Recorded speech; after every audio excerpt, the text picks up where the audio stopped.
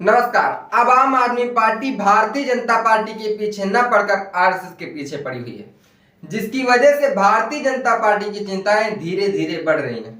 दिल्ली के पूर्व मुख्यमंत्री अरविंद केजरीवाल ने राष्ट्रीय स्वयंसेवक संघ आरएसएस प्रमुख मोहन भागवत को लेटर लिखा है और लेटर लिख के अरविंद केजरीवाल ने 5 सवाल पूछे।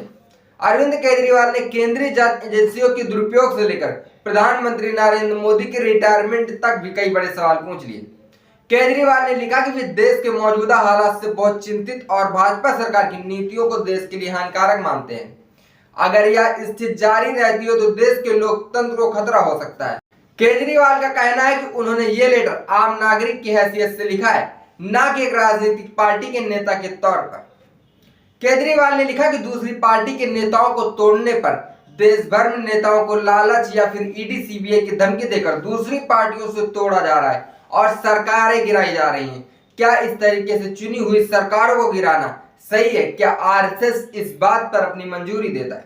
अरविंद केजरीवाल ने यह भी लिखा कि भ्रष्ट नेताओं का बीजेपी में शामिल होना, कुछ नेताओं को खुद प्रधानमंत्री मोदी और अमित शाह ने भ्रष्टाचारी कहा, लेकिन कुछ दिन बाद उन्हें बीजेपी में शामिल कर लिया।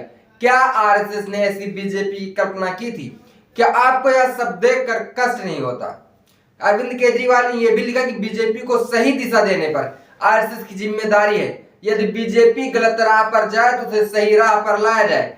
क्या आपने कभी पीएम मोदी नरेंद्र मोदी से कामों को रोकने की कोशिश की है?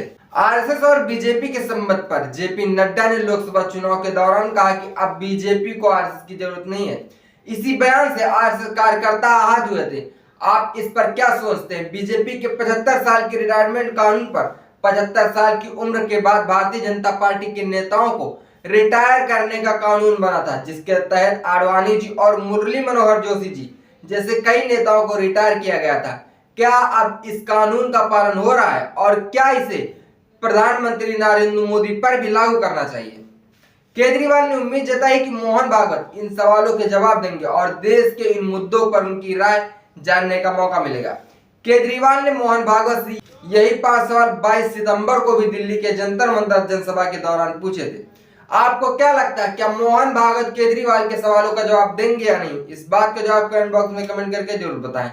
देखते रहिए हाल चाल। जय हिंद।